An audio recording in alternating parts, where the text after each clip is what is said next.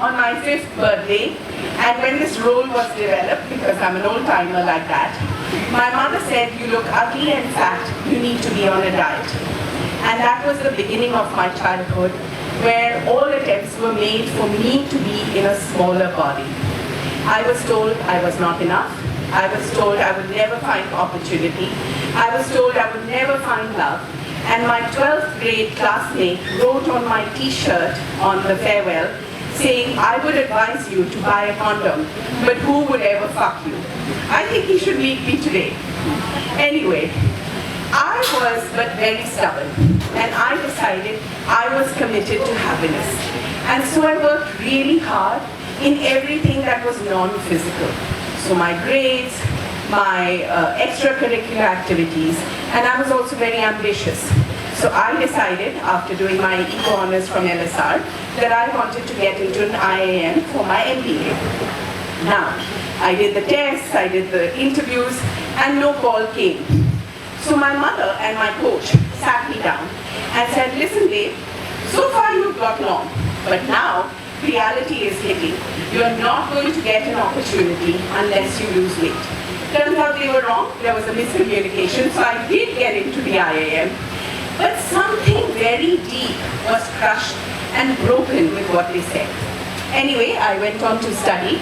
This is me in IIM. We had a lot of fun. I went on to get a job. I went on to meet a man. I went on to get married. But I did not know that whatever weight stigma and fat phobia I had faced all this time, it was going to get far, far worse. Anyway, here is me, the next picture, at 35. I was doing really well. I was the youngest person in a global role in an international organization. But I was depressed. I hated the way I looked in the mirror every morning. And trigger alert, I wanted to end my life. So I remember a moment when I was standing on my 11th floor balcony and I was looking down and I thought, if I get down there, is there a guarantee that this is going to be over? Because just as I was dedicated to happiness, I was also dedicated to a job well done. So the same rules applied here. I wasn't sure that that was going to happen, which meant I had to step back into that room. But I knew that it doesn't matter how many lives I've had, this is the only life I'm aware of. And I wanted it to be worth living. I wanted to feel joyful. So I knew that if I step back into that room, it has to be with an acceptance of myself that makes every breath count. It took me a long time that night to step back into that room, but I did. Within minutes, I was on the internet searching for how fat women live. And I found body positivity and a whole bunch of rad fatties living their life full size. So I sent my pictures to Plus Models India. I went on to be on the Times of India in the week as a woman who had confidence in my body. And that was my first break-free moment. Thank you. But the one thing that bothered me was health. Because you're told constantly that you're a ticking time bomb about to die of a heart attack. So I was worried about that. But at that time, I went for the walk of hope. I walked 2,500 kilometers across India. We walked 25 to 30 kilometers every single day. And I did it in my fat body, and I didn't lose any weight. So I was like, I smell bullshit over here, right? I came back, I did the research, and I found that there's a lot of medical research about how fat people can be healthy just as much as thin people can be unhealthy. So I realized that I could change my lifestyle to be a healthy fat person and not be worried of my size. That was my second break-free moment.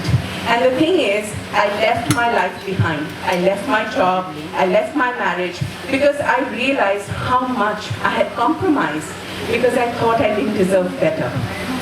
So fast forward a few years, and I met the co-host of the Fatso podcast. And we started the podcast. For the 3 seasons that we ran, we were one of the top 10 women-led podcasts in India. Yeah. And we had a lot of people writing into us to say we were doing a good job. But the niggling doubt inside me was I would wear these clothes with very flowy lines, very feminine, because somewhere I was still ashamed of my body. So I realized there were two approaches. One, fake it till you make it. I realized either I look fear in the eyes and say, look buddy, I know you're trying to protect me, but I need to live my life, so we'll do this and let's face the consequences later. The other was to accept myself so deeply that it didn't matter what anyone else said. So with that, I changed my wardrobe, I changed my style, and I became an influencer on Instagram overnight almost. But I have to admit, guilty confession, I'm still a little ashamed of my tummy, so I still dress to hide my tummy. But I've been very lucky in the last couple of years to have partners who make me feel very good about my body and who have no issues with the allergy I have to clothes around them. And so slowly and steadily this healing is happening, and perhaps that's my fourth breakthrough moment. The one thing, or the two thoughts I would like to leave you with. One, we all have stuff we're ashamed about, right? We all have stuff. The thing about society is it has screwed all of us with its conditioning, right? The thing with fat people is the world is not designed for us.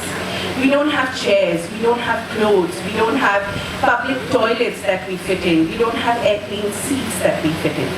Plus, our stuff is all hanging out there.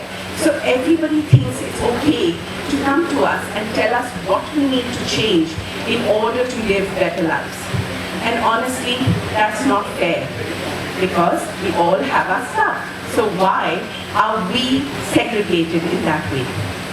The second thing is, I know there are a lot of people who say I'm a terrible role model. If you look at the comments on our Instagram, we get a lot of people saying that we're promoting a healthy lifestyle, that we have no business. You know, how can there be activism around something like fat liberation? Perhaps some of you are thinking this as well. Honestly, it's okay, and I understand, because society has conditioned us to believe about a physical norm, a certain standard of beauty.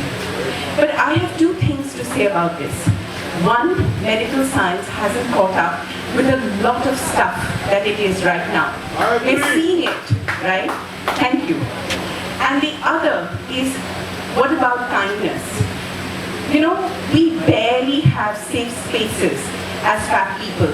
Even in our homes, even in our families, even in our social circles, we don't feel safe because we don't know who will tell us. Yes, you're okay like this, but if only you were thinner. And so I request a little more kindness, a little more being part of the solution of this world, which is otherwise very fucked. So thank you.